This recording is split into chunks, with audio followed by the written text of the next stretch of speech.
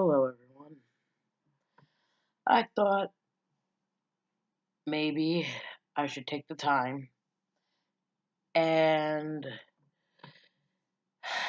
let you guys know a little more about me. In that last rant, the one that I just put up called Third Wheel, I just happened to sit here and think, you know what? Let me tell you how it all began.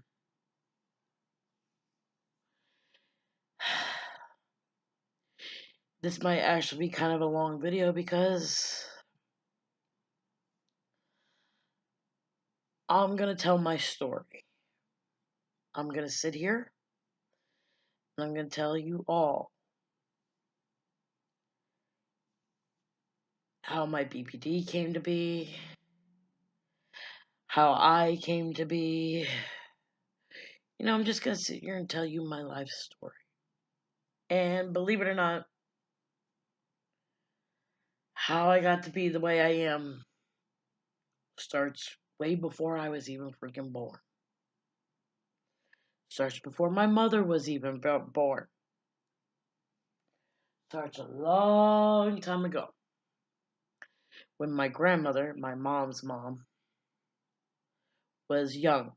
And this was like, I think maybe like the 40s, maybe even the late 30s. I don't know. I'm not sure. I don't really know much about this.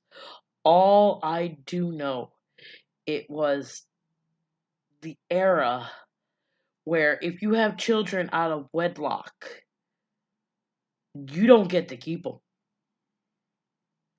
So technically, my mother has like half brothers and sisters and shit she never even knew about until she got older.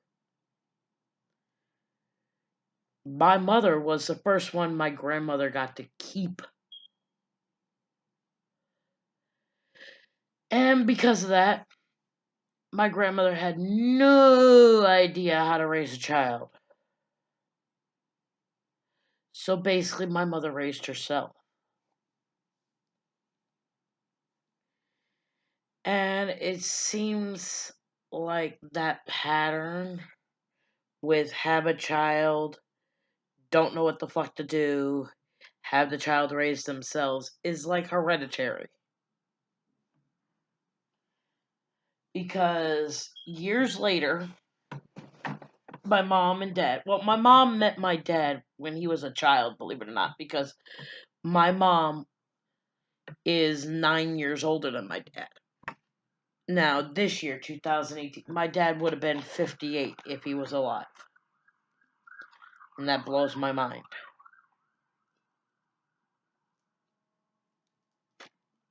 But anyways, uh, yeah, my mom, well, first, my mom met my godmother when she was 16. And they have been friends ever since and still are friends.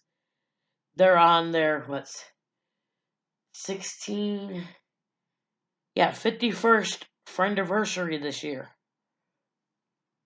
So it's like that's just amazing to me. But hold on, ashtray. But they've been friends for a long time, and they both met my father when he was a child in Sunday school, and they used to be his Sunday school teachers. Well, years later, they meet up again, my mom and dad, and this time they're older. My mom's like in her early 20s, and my dad's in like his late teens. No, wait a minute. Actual ages I'm not too sure of, but all I do know is eventually they did get married. And one day my mother, not too long after she got married to my father, is babysitting little boy. Not too sure how old this little boy was, but I do know he was under the age of 1. Like he was a baby. My mom's babysitting them.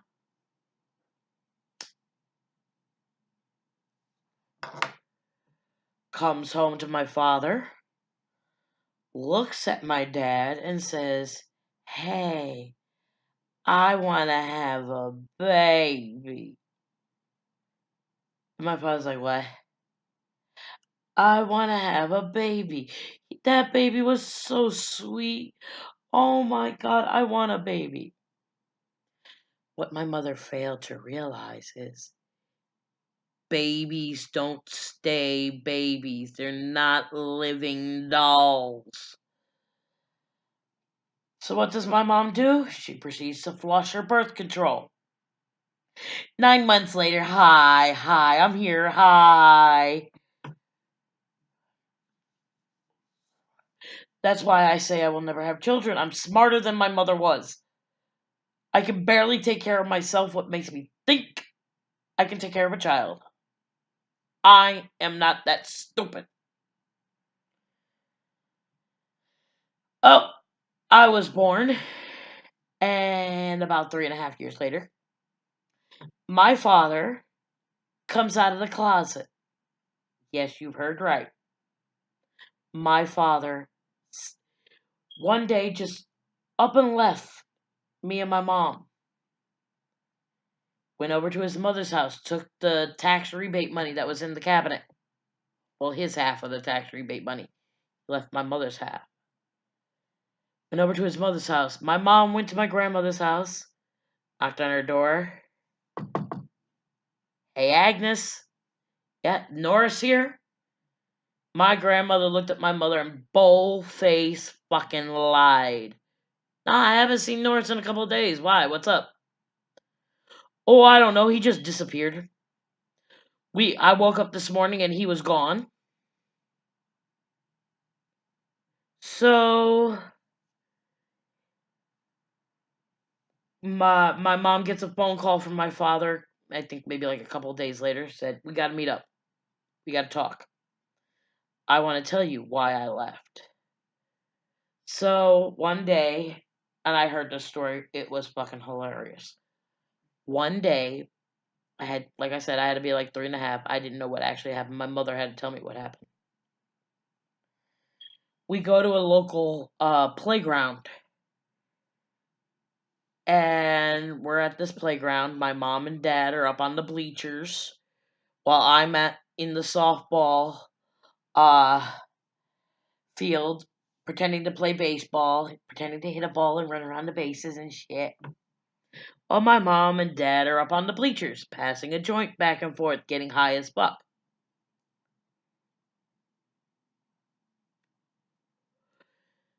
My dad looks at my mom and goes, "Okay, do you know why I left you?" My mom looks at my dad and goes, "It was another woman, wasn't it?" He goes, "Not really." She goes, "Then why did you leave?" My dad looks at my mom and says, "I'm gay." My mom started cracking up laughing. And she goes, "Yeah, right, you're gay. Uh-huh, you're gay." And he's like, "No, seriously, I'm gay." And my mom looks at him and goes, "If you're gay, how come you were so good in bed?" My father looks at my mother and says, "You ever think I might have been faking it?" My mom just cracked the fuck up. Well, growing up with my dad, it was kind of tough trying to get him to come see me because he was in his early 20s when I was a little kid. And he uh was like I said, early 20s, the partying age, want to go out and party, want to be with my friends and buddies, want to go to trip to Boston, want to do this, want to do that. Don't want us to be stuck down and take care of a child. So many times when I was a little girl, my mother would say to me, "Kelly, Your father's coming to pick you up this weekend, because that's basically what the deal was with the custody. That's the word. Custody was my mom had me Monday through Friday, and my dad had me on the weekends. When it first started, my mom would come up to me and go, "Hey, Kelly, your dad's coming to pick you up." I would go out on the porch, look down the street for him, and I'd wait and wait and wait and wait until the point my mom would call up my father and go, "Where the fuck are you?" My father would say, "Well, me and my buddies, we wanted to go on a trip to Boston. We wanted to do this. We wanted to do that." "Well, you were supposed to come pick up Kelly today. You were supposed to have her for the weekend." "Well, things came up." That was when I was really young. When I got a little older and my father finally met the man of his dreams, the man I love to death, my Uncle Steve. He had me call all of his boyfriend's uncle, by the way. But my Uncle Steve, that's when he finally learned, you know what, this is my child. I need to spend fucking time with her. Because Uncle Steve, from what I heard, I'm not sure how truthful this is, was going through a similar situation where he was married to a woman, had a child, got divorced because he found out he was gay, and but the difference between his situation and my father's situation was his ex-wife wanted him to have nothing to do with his child because he was gay. Now, on the other hand, my mother wanted my father to spend as much time as humanly possible with me because I was his child. And I think, from what I heard, my Uncle Steve one day just looked at my father and said, "Look, your ex-wife wants you to spend time with your child. You're lucky. You get to spend time with your child. Spend time with your child." So I was usually at his condo with my Uncle Steve, my dad and my Uncle Steve, every freaking weekend, which was awesome.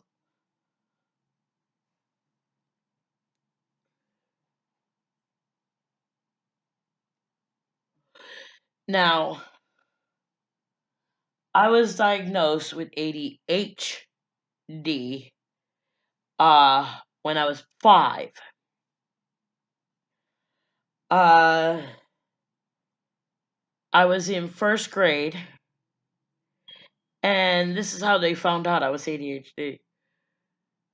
My teacher decided to play a game called Hide the Boot,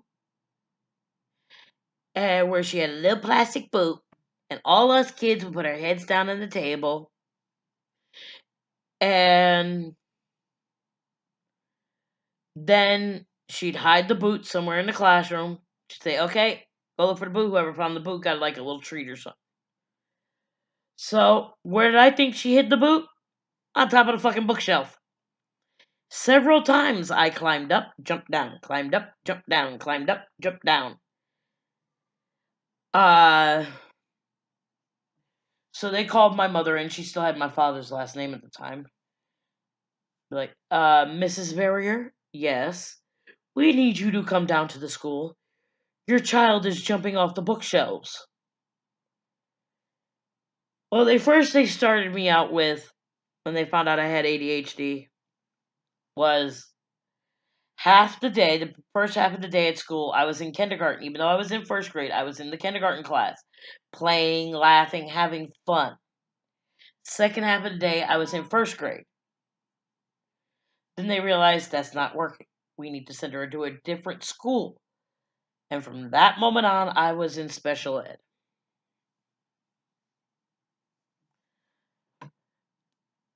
Uh, so most of my life was just me and my mom. I didn't have any friends growing up, none whatsoever. Yeah, I had little friends here and there that you might want to consider friends, but no. I don't consider them friends. They always started out friends and turned up to be frenemies.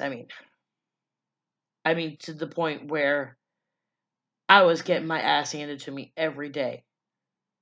I mean, coming home from school, I would get my butt whooped by kids, jumped and shit. Uh, when we lived in a certain apartment in Fairhaven, which is a little city off of New Haven, Connecticut, kids would run by my door, and I had one of those doors that were like you see that door there, how it had like the two panels on the top and the two panels on the bottom. Well, the door at this apartment was like kind of like that. It had the two panels at the top, but at the bottom, instead of those two panels, you had one square panel.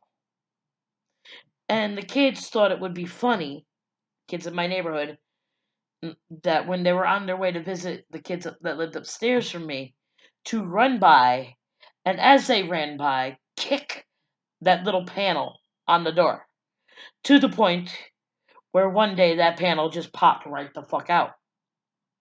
And we had a huge hole in my door. I mean, we could have been robbed at any time with that shit. Cause I did not grow up in no suburban areas. No, I grew up in the ghetto. I am ghetto fabulous by all means. I am so ghetto fabulous. One of the other things that happened when we were living in that apartment, we had like a keyhole like that where the skeleton key would go. We didn't have a skeleton key, but one of those old fashioned skeleton keyholes.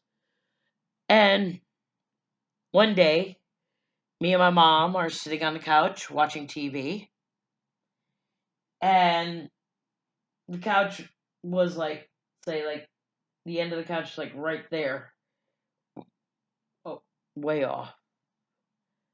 Like right there at the end of the door. That was the end of the couch. And we're sitting watching TV, just minding our own business, not bothering anybody. When all of a sudden this huge blue flame comes shooting through the keyhole. Scared the shit out of me and my mother.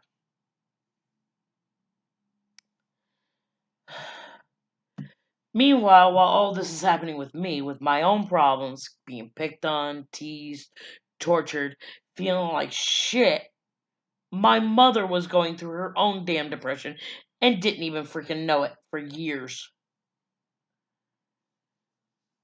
I don't know how many times when I was a child, my mother, this is what I would see walking into the house every day after school. I'd walk into the house, my mother's sitting on the couch, watching TV, while the roaches take the apartment away. My mom was on welfare for a long time, was getting welfare and child support from my dad.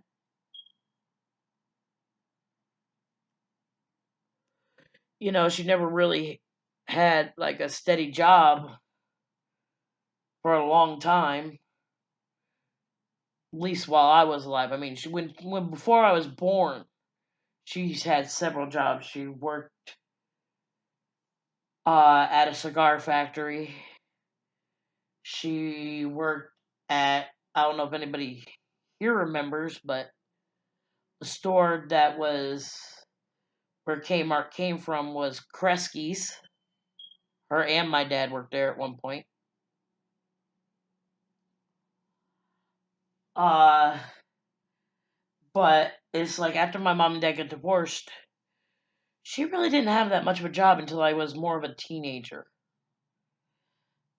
When I was a teenager, she started working at Carvel, which I loved. Oh my god, if anybody knows what Carvel is, you know why I loved it. Uh, she would come home with all the day old ice cream that they couldn't sell no more. She would come home with little tiny ice cream cakes, ones that were like about yay big, and we'd eat one ourselves.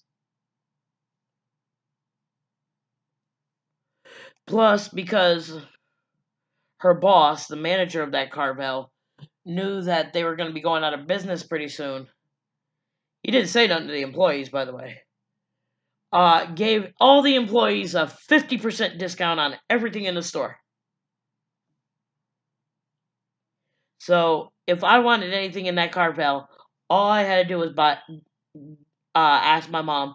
She'd put in her 50% discount and I get half off. Fucked up part was she lost her job. I think it was like a couple of weeks before Christmas. They closed down that Carvel maybe not a couple weeks, maybe like a month before Christmas. I mean, and my birthday is 5 days before Christmas. So I lost out on birthday and Christmas presents from my mom that year because they decided to lay her off and close the whole fucking place a month before Christmas.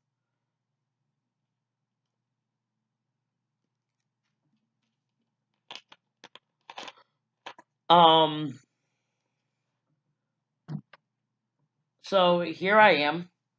We have now moved from when I was living in the Fairhaven section of New Haven, I lived all over the place.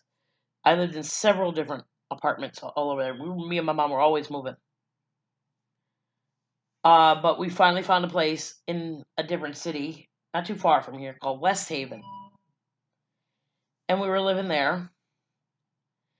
And I was, at the time, going to Yale Psychiatric, which was Institute back then. Now it's hospital, but Yale Psychiatric Institute for a day program where I would go there during the day, hang out, do groups and shit, and then go home.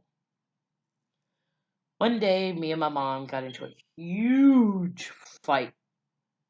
My mom was always scared when we were living there in West Haven about us fighting because the landlady always used to threaten to evict us because her old father lived right underneath us, and when we fought, it was loud. Because me and my mom, over the years when I was a child, okay, to explain this more, let's put this in perspective. When I was a child, because of the ADHD, I drove my mother insane. I mean, hyper? Hyper's not the word. I would drive my mother insane. I would not sit still for nothing. And I don't know how many times when I was little, I would get smacked, or I would get a spanking, or I would get. You remember when the TV guides were little? I would get a TV guide to the head, the corner of it, right in the head. Alarm clock, right in the head. I mean, some of it I would technically call child abuse. Some of it I would call just discipline. Not a lot of it I would call child abuse because the parts that I would call child abuse, I see as I drove my mother to the brink of child abuse to where she had to do certain things. And I understand. I start getting tall. I hit puberty, I get tall. They take me off the Ritalin. Excuse me. They take me off the Ritalin that I was on for my ADHD because it got to the point where I was sitting in class staring straight at the blackboard. Just my teacher even gave my mom a picture she took of me in the classroom where I was sitting at my desk like this.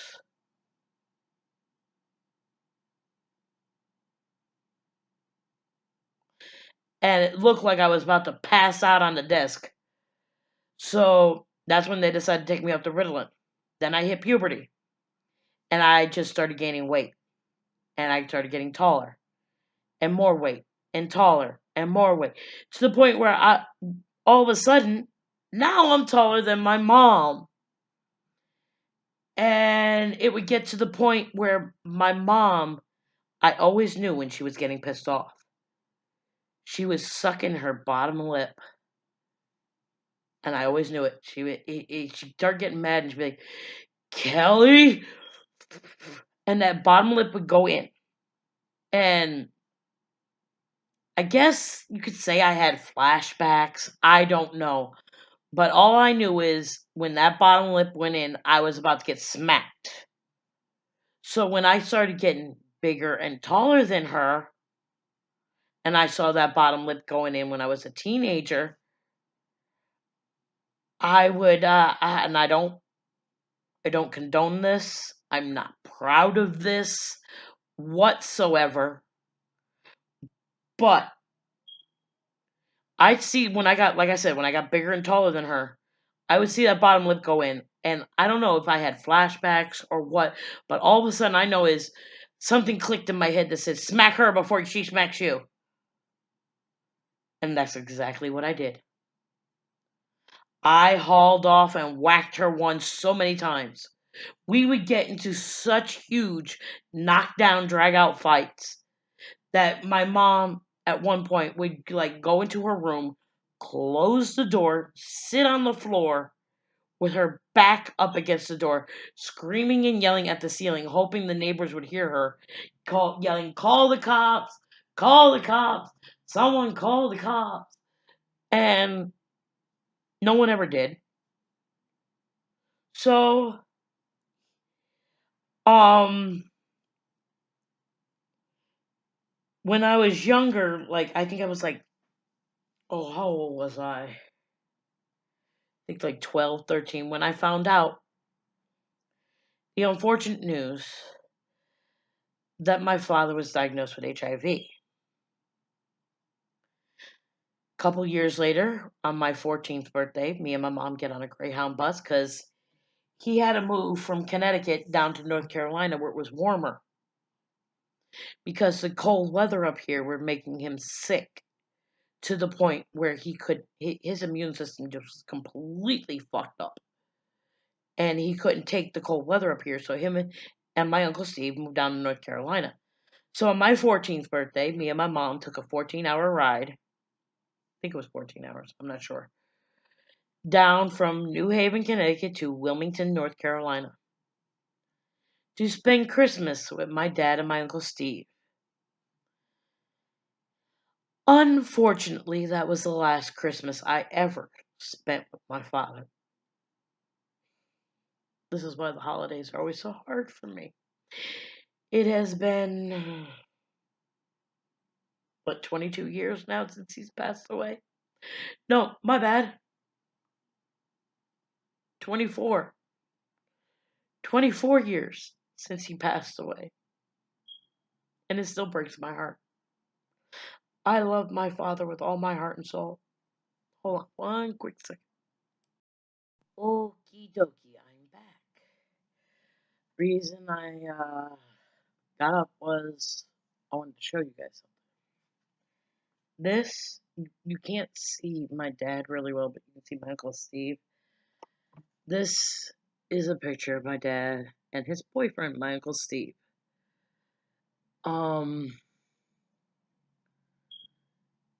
Yeah. I forget when this was taken or where this was taken. Let's see. I think it might have been my godmother's house when she lived in West Haven. This is definitely my godmother's house when she lived in West Haven because that's my dad and my godmother's dog that passed away a while ago named Snuggles.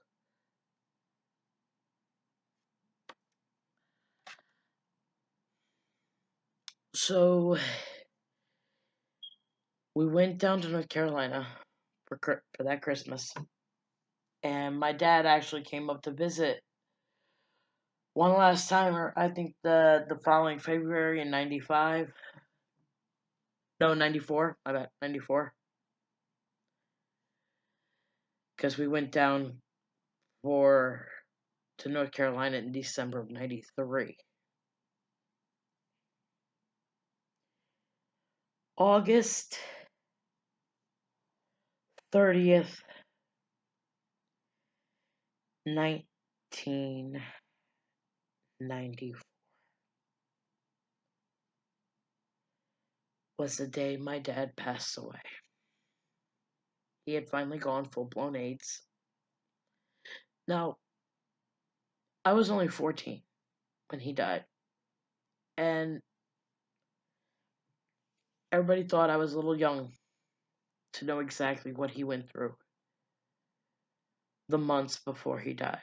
Because my godmother went down there, down to North Carolina a few times, to help my Uncle Steve with my father, because that's how sickly my father was.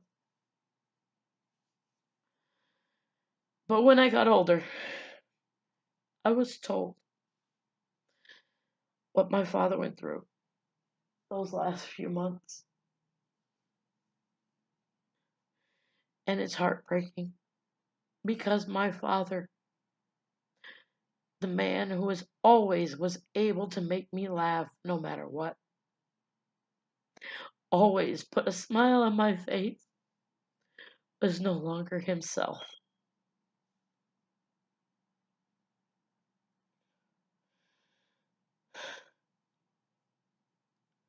According to what I heard, because I was not there, thank God, because I think at that age, at 14, I was too young to handle it. I don't think I could have handled it. But from what I heard, his mind started going. He didn't know who anybody was. It's like one minute he'd be like, "Hi, Steve, how are you?" And the next minute be like, "Who the fuck are you?" Um, and not to be gross, but he was shitting on himself, shitting in the corner. Dementia. The age just took his brain totally. He was not himself. Believe me, from what I heard, he was definitely not him. And I'm so glad I didn't get to see that because it would have broke my heart.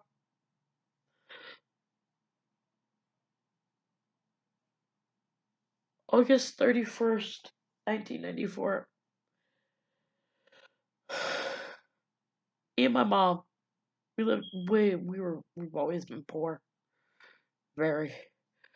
To the point where we couldn't even afford back then a landline phone in our apartment. So whenever we needed somebody to call us or something, we would give them my upstairs neighbor's number. And if we ever got a phone call up there, my upstairs neighbor would yell down, "Hey, Helen, my mother, or Kelly, come upstairs. You got a phone call, yada, yada, yada." Well, one day, I'm at home with my mom. My neighbor yells down, "Hey, Helen, Anna's on the phone." My godmother. And I had just heard the funniest goddamn joke. I knew for a fact that when I told my godmother this joke, she was going to die laughing. So I go running upstairs because I wanted to talk to her before my mom had a chance to. So I know once they got on the phone, they were never going to get off. So I grabbed the phone. I said, "Hey, Anna." I was 14. "Hey, Anna. Blah, blah, blah, blah, blah, blah." Told her the joke. To this day, I don't even remember what the joke was. I told her the joke. All I hear from my godmother on the other end is, "Oh, yeah, that's funny. Yeah. Can I talk to your mom?" I was like, "Oh, okay." Hand the phone to my mom, go back downstairs. Now, all I got going through my mind right now is, because for him, my father was in and out of, because of being sick and everything, in and out of hospitals constantly. So whenever my godmother called, it was usually to tell my mom that my father was in the hospital again. So my mom comes downstairs. I look at her, I said, "What? Is he in the hospital this time or did he just die?" My mom, with the most tearful eyes, looked at me and said, "I'm sorry, honey, but your daddy died last night." What did I do? I cried for all of 5 minutes and completely shut down. Went completely numb for 2 years. For 2 years, I was in denial. I was in utter denial. For 2 years, all I could think was, oh, this is a joke.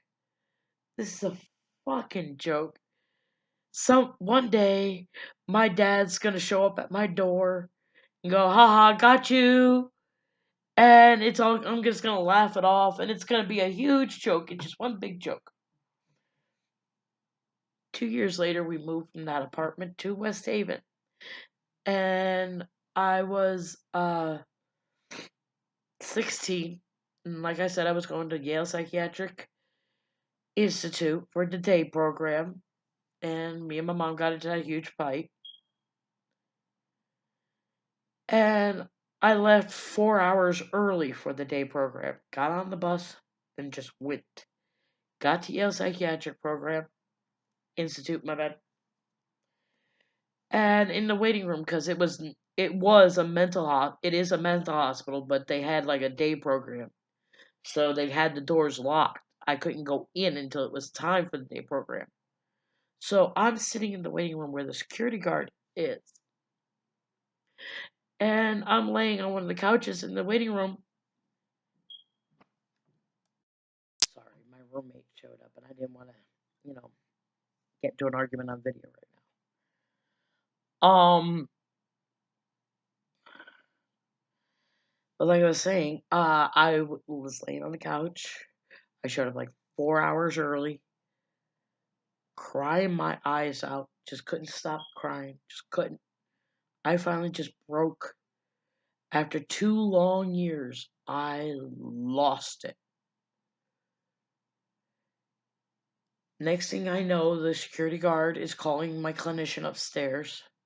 She comes down, sees me lying on the couch crying, says, come on, come with me. We're putting you inpatient. First time I was ever put inpatient for mental health issues. So we go upstairs, I'm put inpatient. And I'm inpatient for months. 3 months to be exact. Which is not really that normal because usually when you go in there, you're in there for maybe a couple weeks at the longest, and then they let you out. And I kept asking them while I was in there, when do I get to go home? I want to go home. When do I get to go home? I want to go home. Because, like I said, from the age of 3.5 on, it's been me and my mom. Nobody else. Yeah, I saw my dad's on the weekends up until he moved to North Carolina. But still, it was me and my mom. I was not used to not being with my mom. Well, comes the end of the 3 months, towards the end of the 3 months, they decide to do like a family meeting. It was me, my mom, my clinician, and DCF, Department of Children and Families. And we're all sitting there. When they look at me and say, and I'm like, I just kept begging them, when am I going home? Oh, excuse me. When am I going home? When am I going home? I want to go home. When am I going home? I want to go home. And they looked at me and said, Kelly, you're not going home. You're never going to live with your mom again. I looked at them like, what? You're going to live in a group home. And for like a few weeks after that, they would give me like what they call passes at the mental hospital for me to go out and look at group homes to decide on which one I want to live at. They took me one in New London. They took me one in East Hartford. They took me one. I think they took me like 2 or 3. I finally decided on the one in East Hartford. But when they first told me I wasn't going to live with my mother anymore, I looked at them and gave them the dirtiest goddamn look. I said, hell no. I'm going to live with my mom. What are you talking about? And they're like, no, you you're leaving, you're gonna live in a group home. Come to find out, I didn't find out until years later. I just thought that they decided that I should live in a group home. That DCF decided this. But come to find out, my mother gave up custody of me. Said, I don't want her no more. I can't deal with her. I can't deal with the fighting. I can't deal with the arguing, the screaming, the yelling. I can't. No. Here, you have her. So now here I am, 16, living in a group home for 3.5 goddamn years until I aged out at the age of 19. They send me back down here to the southern part of Connecticut, and I went and lived in another group home. Well, not a group home, I had my own apartment. I was in Milford's mental health system. I was in their program called Bridges. And I was living in my own goddamn apartment. But eventually they kicked my ass out because in order to live there, you have to either one, have a job, or two, be going to school. And I wasn't doing either. I was just collecting Social Security disability and sitting on my ass. So they said, okay, you're going to be like that? Fine. We'll move you to an apartment where you'll live on your own. So I lived in that apartment and got so depressed that cleaning was not in my vocabulary. Trash bags was not in my vocabulary. I mean, there was so much crap on the floor in that apartment that you couldn't walk. I was so depressed. I didn't give a shit. Nope. Clean? What? No, no, no, no cleaning. Fuck that shit. So I left that apartment in an ambulance for depression. Went to the mental hospital. And from there, I went to a place called West Rock Healthcare, which is a rest home. That's the word I'm looking for. Which was a rest home. So basically, I was the youngest bitch there. Everybody there was in their 60s, 50s, 60s, and 70s. I was in my 20s.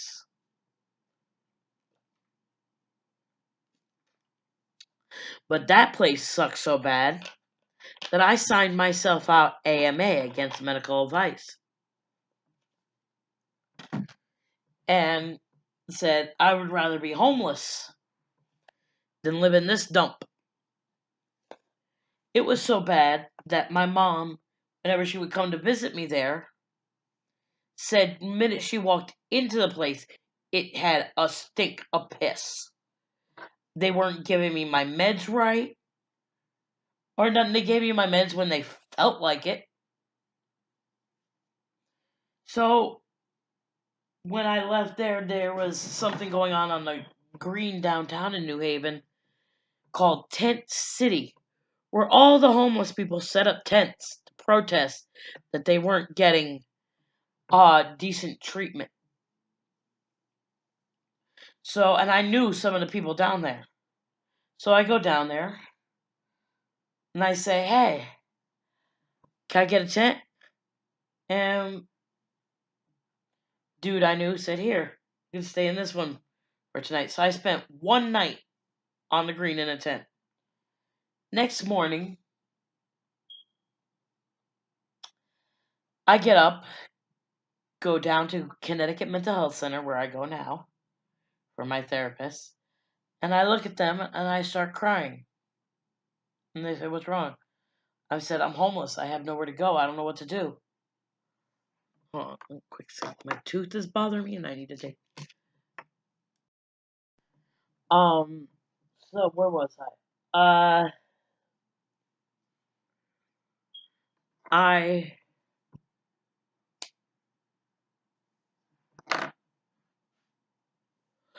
I sat there, said I'm homeless, I have nowhere to go, I don't know what to do. So they sent me to a local shelter called Columbus House. And they got me what they call an LOS bed, length of stay, which means I pay $90 a month and I have my own little cubicle where I can keep my shit and have my own little bed and I can stay there as long as I need to, as long as I pay my $90 a month. And uh until I find a place to stay. Till one day I got AD'd, which means accountable discharge, for like 3 months. That time of my life, I don't really remember everything in order. It's like I'm not sure exactly how it all happened. But I know I went from living at Columbus House, to living at Dwight House, which was another group home, till they kicked my ass out. Then I was homeless again. And this time there was no LOS bed. They took that shit away from me and said I couldn't get another one. This time I was in an emergency bed, which means I had to show up by a certain time at the shelter, and I slept on a fold-out cot. Yeah, fun. As with LOS beds, you can come in whenever you want because you already paid for that bed. You have that bed, it's guaranteed. Well, then where'd I go from there? Oh, what was the name of the place? Oh my god, I can see the place right in front of my face. Stewart Rest Home in Staven, or East Haven. The most racist town in Connecticut, I swear to God. Oh, and that place was a blast. Another place for old people. I mean, so old that I had a roommate that was such a hypochondriac. She had a dresser drawer filled with over-the-counter medicines. I mean, you had a problem? Ask her. She got the bill for it. And all she did was lay in bed. Only time she would get up was for meals or to go to the bathroom. Other than that, she'd be laying in bed watching her television. And they had like a calendar that was up on like a bulletin board, cork board, that said every month what we were going to be doing that month because they were supposed to have activities and shit. Well, guess what? That calendar was there just in case the state showed up because we never did any of those goddamn activities. The place was so fucking boring. Oh my god, Snorefest. From there,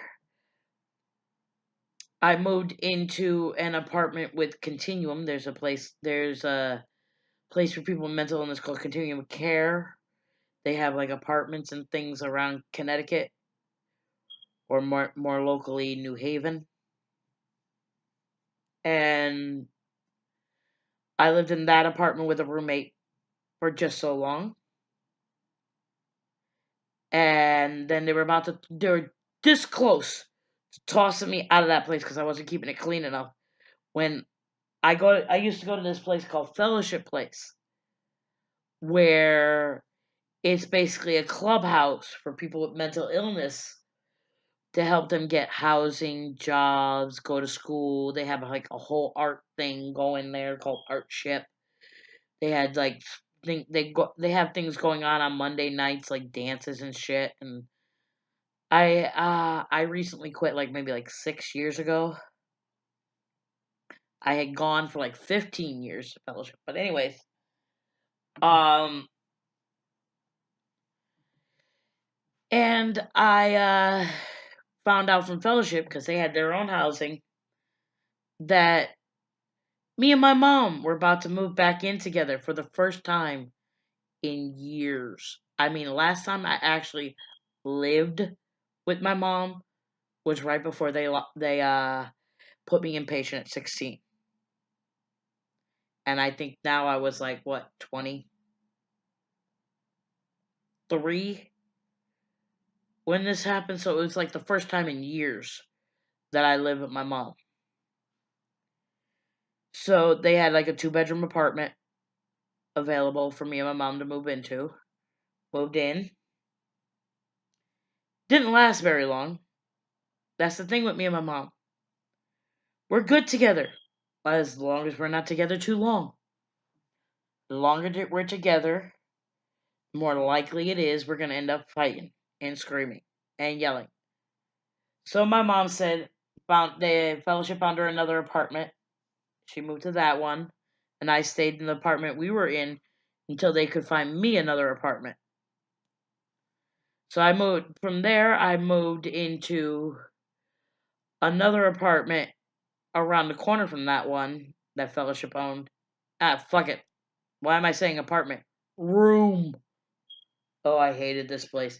I lived there for 1 year just to get my Section 8 certificate. And this place was tiny as fuck. I mean, I didn't have a kitchen. I didn't have my own bathroom. All the women lived on the 3rd floor, and we all shared a bathroom down the hall. My kitchen, motel-sized refrigerator and microwave. Yay.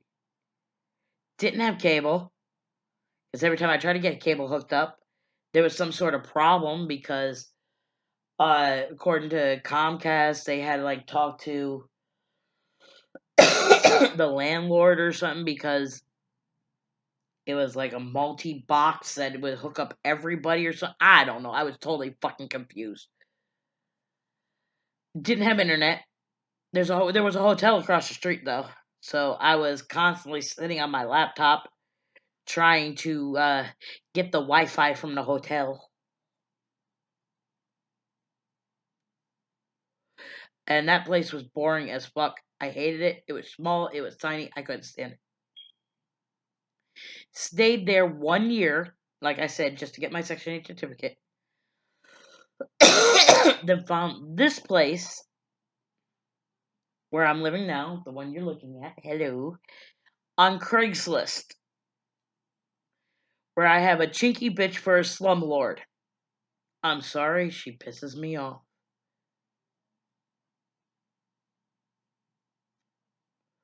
Like, I have been waiting for a doorbell for this apartment since the day I moved in. I have been living here 7 years now. Let's see. Yeah, and that's where I am right now. In this apartment, dealing with roommates, which are not supposed to be living with me. I'm supposed to live alone because I'm on Section 8. But dealing with roommate after roommate after roommate because I can't stand being alone. I have abandonment issues, and from what I've told you, can you see why? But that's basically my life in a nutshell. I am now 38, going to be 39 in a matter of weeks, and I have not accomplished anything in my life. I am a complete and utter failure. I am worthless. I am hopeless. I am pathetic. But, you know what? I guess I'll just have to deal with being a worthless, pathetic, hopeless idiot. Because, hey, do what you gotta do.